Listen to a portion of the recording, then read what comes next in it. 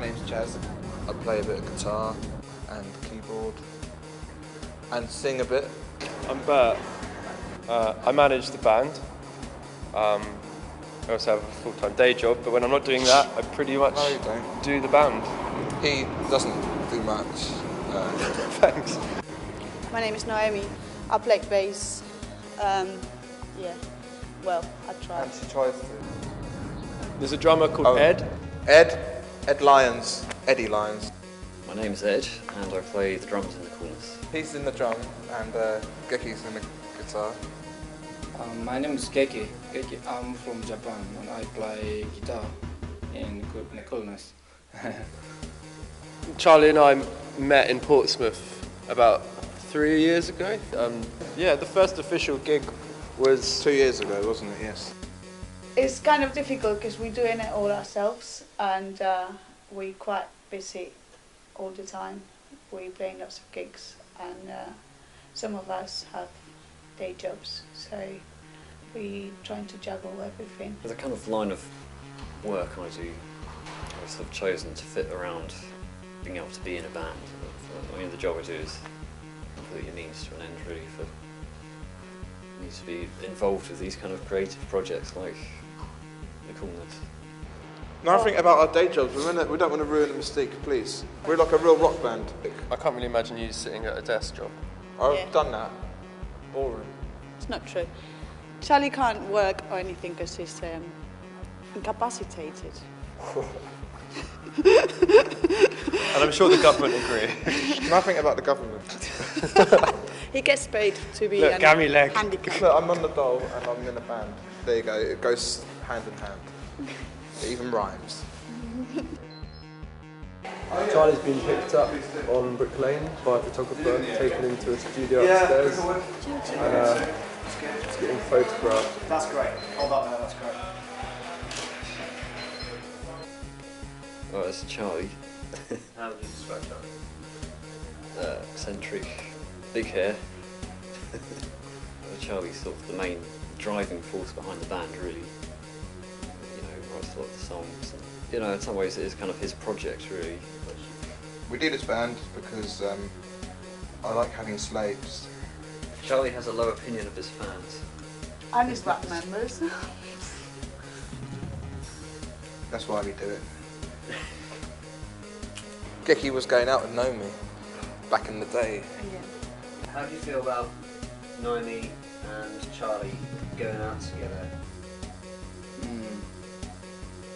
Well, my relationship with Charlie. I think it's already problematic, to be honest. We're arguing continuously. Fuck is this? Doesn't matter, even if, you know, things happen in the future, it's not like she can't play the bass because she isn't having sex with me, you know. Can't be 2 hours with this Gladys. But why don't you sit in the front? I'm sure she's still capable of doing that if I'm not doing that. You know, who knows? Maybe she can't operate.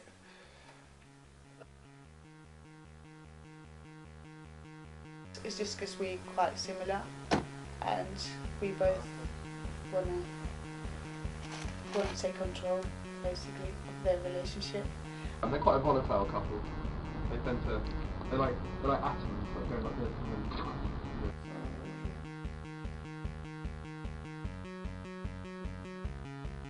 We just get a new bass player if we have to.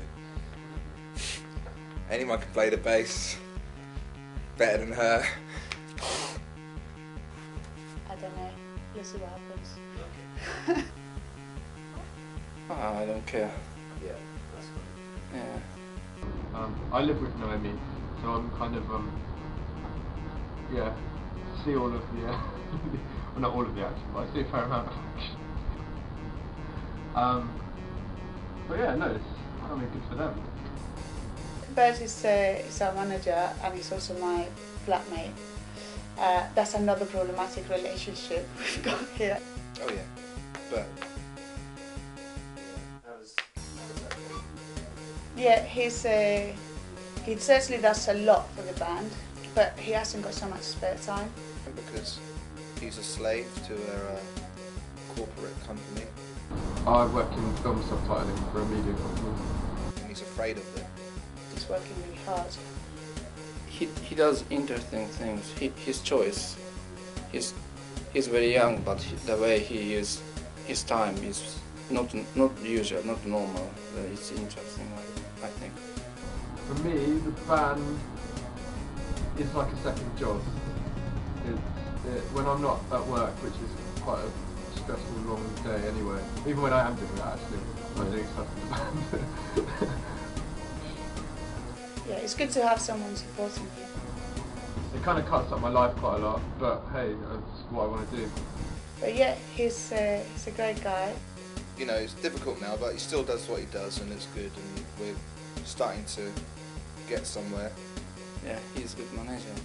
Yeah, of course I enjoy being in the band.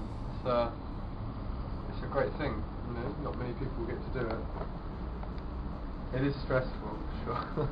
But, you know, on a day like this, you know, when we've got a lot of people helping us out and we don't need to worry about like lugging equipment to the venue and forgetting stuff and, you know, just generally being a bit haphazard as the band is, because there are like numerous amounts of people in it and trying to organise them can be quite taxing, but I think overall we get the job done and people have fun. Yeah. We'd never replace him. Not even for Brian Epstein. But it's kind of part of the entourage, really, rather than, you know, what you might perceive as traditional manager band, you know. He's part of the furniture. He's sort of moral support. The future of the band? Well, you know, we all want to go on tour. That's a pretty big aim. We're sort of aiming to push it as far as we can, really. Charlie wants to push it up as far as he can. We're not into all record company stuff at the moment. We're just doing it by ourselves. We've been on club nights for a good old while.